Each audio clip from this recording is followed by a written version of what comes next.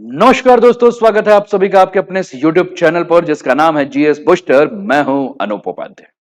दोस्तों सोचिए एक रास्ता जो हिमालय की बर्फीली चोटियों से होकर गुजरता है, जहां से सदियों से व्यापारी नमक, ऊन और दवाइयों को लेकर आते जाते रहते हैं। वह रास्ता आज फिर से सुर्खियों में आ चुका है। वह रास्ता है लिपुलेख पास यानी कि लिपुलेख दर्रा।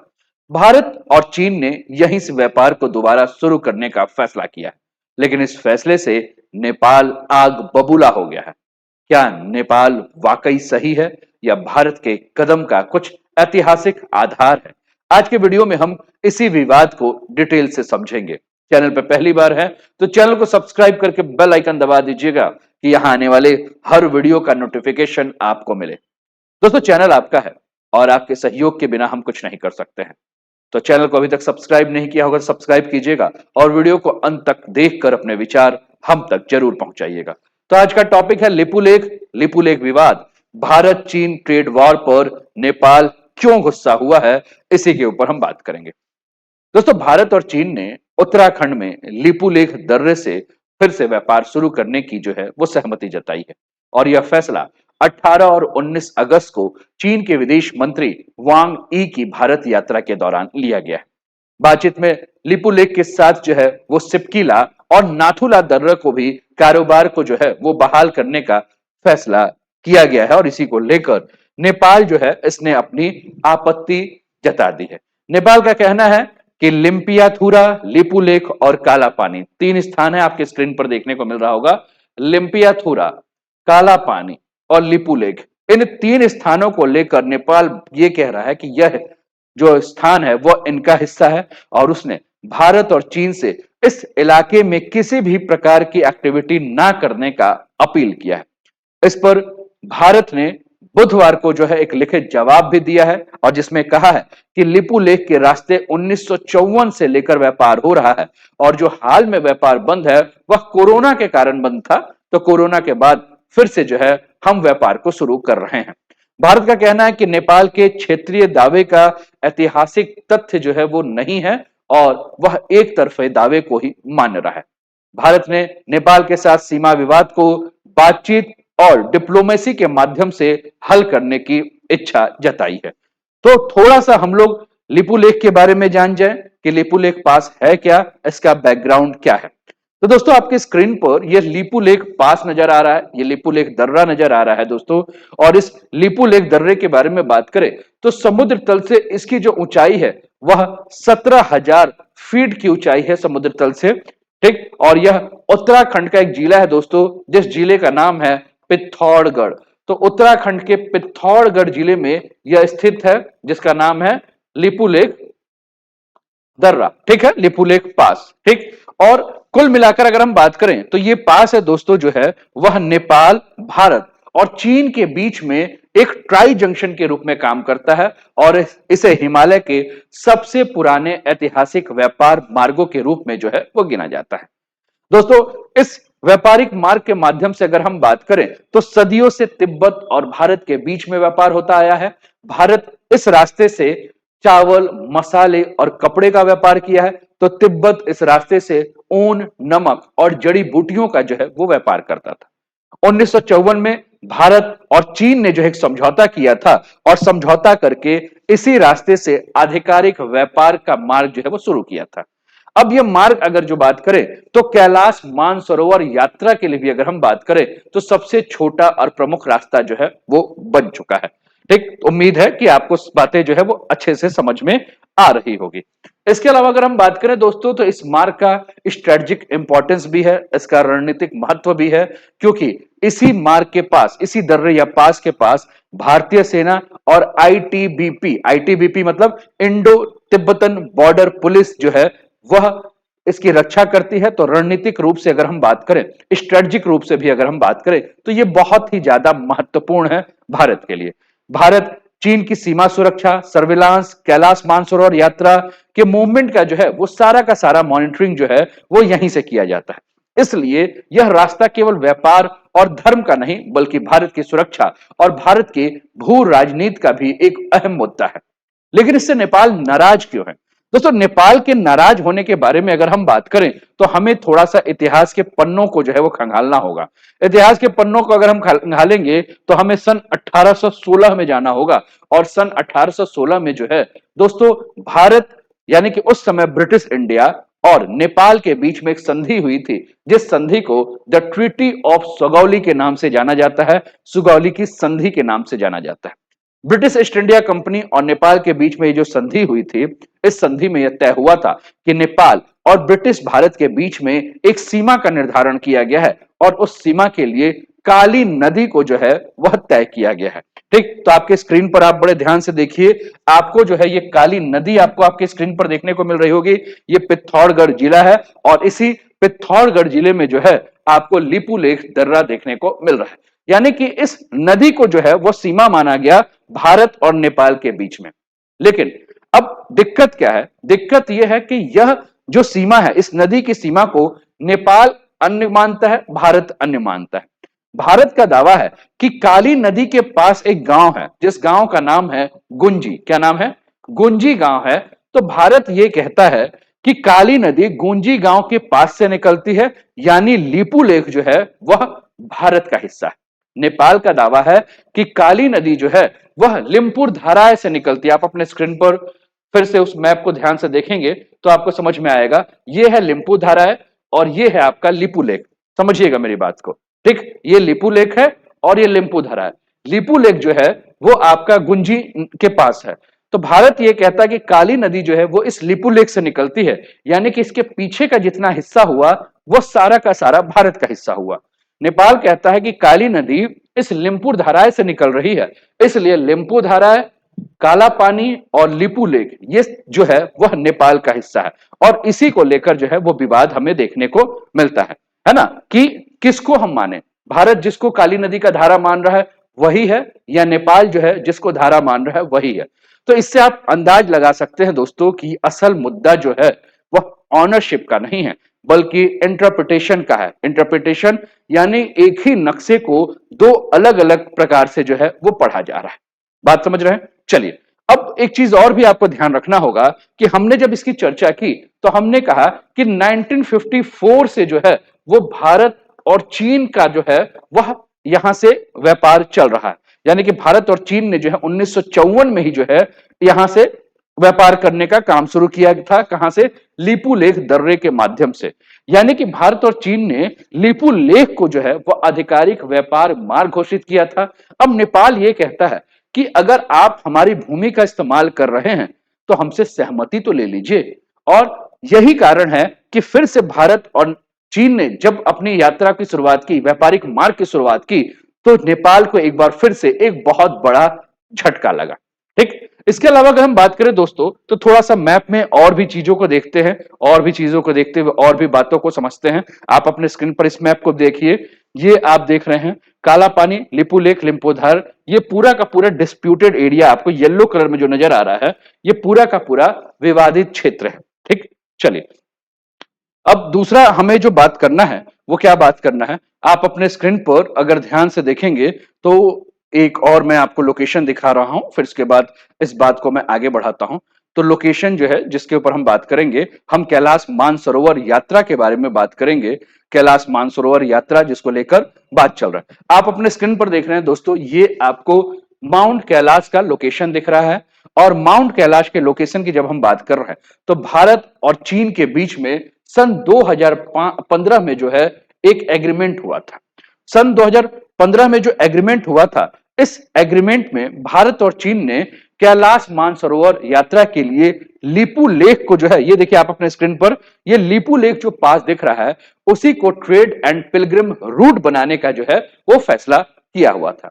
अब नेपाल सरकार और नेपाल की जनता दोनों जो है वो नाराज हो गई, क्योंकि उन्हें इस फैसले में कहीं भी शामिल नहीं किया गया था।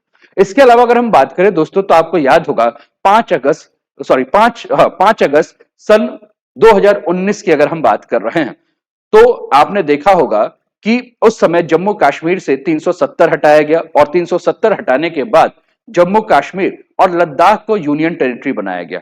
उस समय भारत सरकार ने एक नया नक्शा जारी किया है और उस नए नक्शे में काला पानी को अपना क्षेत्र दिखा दिया। अब इसी को लेकर जो है वह नेपाल विरोध कर रहा है। इसके अलावा अगर हम बात करें तो सन 2020 की अगर हम बात कर रहे हैं तो सन 2020 में भारत ने एक नई सड़क बनाई और यह नई सड़क जो है वो धारचूला से लेकर लिपू लेक तक बनाई थी, जो कि आप अपने स्क्रीन पर देख रहे हैं। कहां से? धारचूला से लेकर लिपू लेक तक जो है बनाया गया था। और इसका मुख्य उद्देश्य यह था कि माउंट कैलाश की यात्रा जो है इसको आसान बनाया जाए। नेपाल ने यह कहा कि यह जमीन हमारी है और हमारी सड़क जमीन पर जो है वो सड़क बनाई जा रही है। इसके जवाब में नेपाल ने भी एक नया नक्शा जो है वो मई 2020 में जारी किया, जिसमें काला पानी को, लिपू लेक को और लिमपुर धाराए को जो है वह अपना पूरा का पूरा एरिया बता दिया और इसने बताया कि ये पूरा का पूरा क्षेत्र जो है वो विवादित है। ठीक, तो इस प्रकार से हम क्या देख रहे हैं कि नेपाल और भारत के बीच में जो है वो खींचतान की स्थिति हमें देखने को मिल रही। नेपाल में अगर हम बात करें, नेपाल की राजनीति को अगर हम समझने की बात करें दोस्तों, तो नेपाल में चीन समर्थित और भारत समर्थित दो गुट हैं। एक गुट जो कि चीन का समर्थन करता है, दूसरा गुट जो कि भारत का समर्थन करता है। लिपू लेक विवाद को लेकर नेपाल की सरकार अक्सर जो है वो नेशनलिज्म कार्ड खेलती है, यानी कि राष्ट्रवाद का कार्ड खेलती है और जनता में भारत के खिलाफ भावनाओं को भड़काकर राजनीतिक फायदा उठाने का काम करती है। अभी और भी अगर हम बात करें दोस्तों, तो नेपाल के जो प्रधानमंत्री हैं वो भारत के यात्रा पर आने वाले हैं और इसके लिए इसके पहले एससीओ की एक मीटिंग होने वाली है, संघाई कोऑपरेशन ऑर्गेनाइजेशन की एक मीटिंग होने वाली है। और यह संघाई कोऑपरेशन ऑर्गेनाइजेशन की जो मीटिंग है, जिसमें कि नेपाल के प्रधानमंत्री केपी शर्मा ओली जो हैं वो 31 अगस्त और 1 सितंबर को जो है वह चीन में रहेंगे, संघाई सहयोग संगठन की मीटिंग करेंगे। और उसके बाद अगर हम बात करेंगे तो 16 सितंबर को जो है वो भारत की यात्रा में आएंगे। इसके पहले उन्होंने भारत के विदेश सचिव के साथ, आप अपने स्क्रीन पर तस्वीर देखेंगे, भारत के विदेश सचिव विक्रम मिस्री के साथ नेपाल के प्रधानमंत्री केपी ओली ने जो है वो मीटिंग भी की है। और इस मीटिंग के बाद अगर हम बात करें तो इस मीटिंग में भारत और नेपाल के संबंधों को मजबूत करने, कनेक्टिविटी बढ़ाने, व्यापार और विकास के अंदर जो है वो सहयोग बढ़ाने के बारे में जो है वो बातें की गई हैं। ओली ने भारत दौरे के दौरान यह बात किया है कि कुछ ऐसे समझौते हैं जिन समझौते को जो है वो पूरा किया जाए। और पिछले साल जुलाई में ओली के प्रधानमंत्री बनने के बाद उनका भारत दौरा जो है वो लगातार टल रहा था, लेकिन अब सितंबर में आने की पूरी बात है। अभी की वर्तमान के विवाद के बारे में अगर हम बात करें तो वर्तमान का विवाद जिसपे कि नेपाल गुस्से में है वो है आपका भारत चीन ट्रेड। ठीक, तो भारत और चीन ने जो लिपू लेक से जो घोषणा की है, इस घोषणा के बाद की स्थिति जो है वो क्या हो गई है, पूरी की पूरी जो है वो बदल गई है।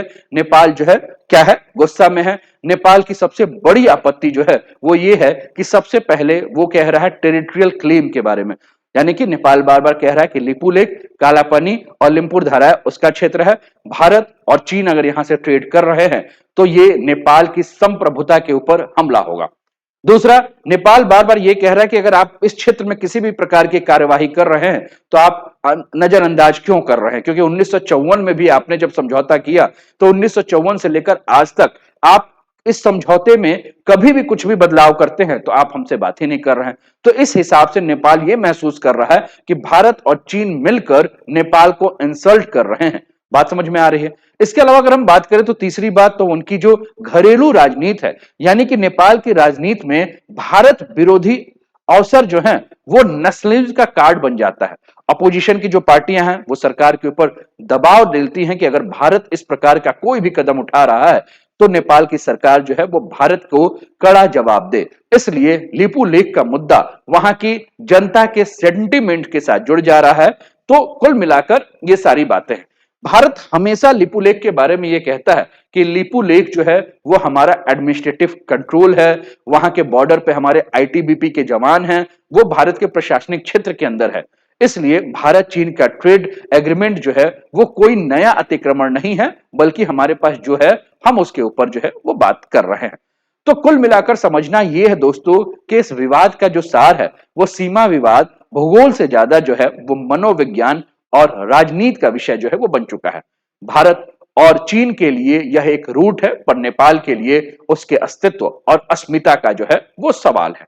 अगर जियोपॉलिटिकल एंगल से हम देखें तो इंडिया और चाइना का ये पूरा का पूरा जो फैक्टर है वो भारत और चीन के बीच में जो बॉर्डर डिस्प्यूट यानी कि एलएसी का जो लंबे समय से मुद्दा चल रहा है, 2020 का हमने जो गालवान क्लैश देखा था, तो उसके बाद जो रिलेशन में तनाव हो गया है, फिर दोनों देश जो है वह लिपू लेक के माध्यम से जो है वह करीब आने का प्रयास कर रहे हैं। आप अगर ये मैप देखें तो इस मैप से आप समझ सकते हैं, जो कि पूरा का पूरा अगर हम बात करें तो ये आप देख रहे हैं कि ये पूरा का पूरा जो एलएसी का पूरा जो एरिया है, यानी कि भारत और चीन के बीच का जो पूरा एरिया है वो क्या है, पूरा टेंस एरिया है। लेकिन इस टेंशन के बीच में अगर लिपू लेक के माध्यम से व्यापार की शुरुआत हो रही है तो दोनों देश यह संदेश दे रहे हैं कि हमारे बीच में कितना टेंशन है, इस टेंशन के बावजूद ट्रेड और लिमिटेड कॉपरेशन हम कर सकते हैं। चाइना को कैलाश मानसरोवर से फायदा होगा क्योंकि चाइनीज साइड में टूरिस्ट और ट्रेड बढ़ेगा, और इंडिया को बॉर्डर इंफ्रास्ट्रक्चर और रिलीजियस डिप्लोमेसी का जो है वो लाभ मिलेगा। नेपाल और भारत के रिश्तों के बारे में अगर हम बात करें तो नेपाल और भारत का जो रिश्ता है दोस्तों वह ओपन बॉर्डर है। नेपाल और भारत के बीच में रोटी बेटी का संबंध है, कल्चरल लिंक है, इकोनॉमिक डिपेंडेंस है। लेकिन नेपाल को लगता है कि इंडिया उसके साथ जो बिग ब्रदर एटीट्यूड अपनाता है, इस वजह से नेपाल धीरे धीरे जो है वो चाइना की तरफ झुक रहा है। लिपुलेख विवाद जो है वो नेपाल को और ज्यादा चाइना की तरफ झुकने का मौका देगा, और चाइना लगातार नेपाल में इंफ्रास्ट्रक्चर प्रोजेक्ट चलाकर, जो कि उसका BRI यानी कि बेल्ट एंड रोड इनिशिएटिव का जो शुरुआत कर रहा है, जो लेकर चल रहा है, इससे नेपाल में एंटी इंडिया सेंटिमेंट जो है बढ़ा सकता है। और चाइना के सपोर्ट्स के माध्यम से यह भी हो सकता है कि साउथ एशिया में अगर हम बात करें तो नेपाल के अंदर अगर हम बात करें तो चीन का इन्फ्लुएंस और भी ज्यादा जो है वो बढ़ेगा। ठीक, तो कुल मिलाकर अगर हम बात करें तो ये जो लिपू लेख दर्रे के ऊपर जो ये व्यापार की शुरुआत हो रही है, हो सकता है कि भविष्य में भारत और नेपाल के बीच में मिसट्रस्ट जो है वो बढ़ जाए, और खुद को नेपाल का जो भारत दोस्त दिखाता था उसके जगह पर चीन जो है वो खुद को नेपाल का दोस्त दिखा सके। चाइना लगातार नेपाल में जो इंफ्रास्ट्रक्चर प्रोजेक्ट चला रहा है, इससे जो है वो भारत को नुकसान भी हो सकता है। तो ऐसी बहुत सारी चीजें जो है वो हमें देखने की आवश्यकता है। अगर हम वैश्विक पावर के हिसाब से देखें तो यूएसए और वेस्टर्न पावर जो कि साउथ एशिया में चाहते हैं कि नेपाल डेमोक्रेटिक रहे, लेकिन वो चाइना के इन्फ्लुएंस से दूर है। तो अगर नेपाल लगातार इंडिया से नाराज रहेगा तो नेचुरली वो चाइना की ओर जाएगा, और यह यूएस जापान जैसे देशों के लिए भी चिंता का विषय है। नेपाल को लगता है कि इंडिया के बिना कंसल्ट किए चाइना के साथ लिपू लेक ट्रेड जो डील किया है वो गलत है। तो नेपाल का आरोप यही है कि हम त्रि जंक्शन यानी कि इंडिया, नेपाल और चाइना का हिस्सा है, फिर भी हमें इग्नोर किया जा रहा है। यह कहीं ना कहीं नेपाल के लिए जो है वो ठीक नहीं है। तो कुल मिलाकर ये मुद्दा रहा। उम्मीद है कि ये बातें आपको जो है समझ में आई होगी, है ना। तो अपने विचार जो है वो आप देते भी रहिए, अपने विचार जो है आप बताते भी रहिए। लेकिन इसके अलावा भी अगर हम बात करें दोस्तों तो हम ये कर कह सकते हैं, अगर हम ओवरऑल इंपैक्ट के बारे में बात करें तो रिलेशन में मधुरता जो है इंडिया और नेपाल के बीच में जो है वो कम हो गई है, और शंकाएं जो है वो बढ़ गई हैं। नेपाल का जो डोमेस्टिक पॉलिटिक्स है उसमें इंडिया एक बहुत बड़ा इशू बनता जा रहा है, जिसका एडवांटेज चाइना को मिल रहा है। लेकिन इंडिया नेपाल के रिलेशन टूटे नहीं, ट्रेड, ओपन बॉर्डर और कल्चरल टाइज जो है वो अभी भी स्ट्रांग है, इस पर काम करना होगा। यानी कि इंडिया नेपाल का जो रिलेशन है एक ऐसा रिश्ता है जो कि हस्बैंड वाइफ के बीच का रिश्ता है।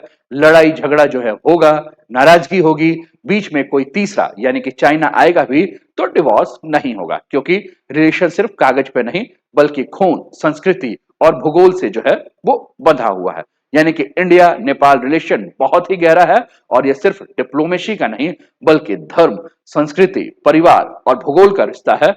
मंदिर वही जाता है जहां भाषा मिलती जुलती है, बॉर्डर खुला हुआ है, इसलिए रिलेशन जो है वो कभी टूट नहीं सकता है। लिपुलेख विवाद दरार डाली, लेकिन ये स्थायी नहीं है। नेपाल की नाराजगी जेन्युइन है क्योंकि उन्हें लगता है कि उन्हें कंसल्ट नहीं किया गया है। तो इंडिया को भी अपने हित देखना है, क्योंकि वह एक स्ट्रेटेजिक पास के रूप में इसका प्रयोग जो है वो कर रहा है। तो उम्मीद कर रहा हूं कि ये सारी की सारी बातें जो है वो आपको समझ में आई होगी। कैसा लगा सेशन आप कमेंट के माध्यम से बताइए। और ये सब आपके लिए जानकारी है दोस्तों, तक्षशिला आईएएस का फाउंडेशन बैच है जिसमें अपकमिंग क्लासेस आपको दिख रही हैं। अधिक जानकारी के लिए आप इस नंबर पे व्हाट्सएप या कॉल कर सकते हैं। और जो भी क्लासेस हैं वो ऑनलाइन और ऑफलाइन दोनों रूप में आपको मिलेंगी, दोनों मोड में मिलेंगी। ये पूरी की पूरी टीम है जिसके अंडर में आपको क्लासेस करने को मिलेगा। तो अपना ध्यान रखिए, स्वस्थ रहिए, मस्त रहिए, तंदुरुस्त रहिए, हंसते खेलते मुस्कुराते हुए जीवन का आनंद लीजिए। जय हिंद, जय भारत।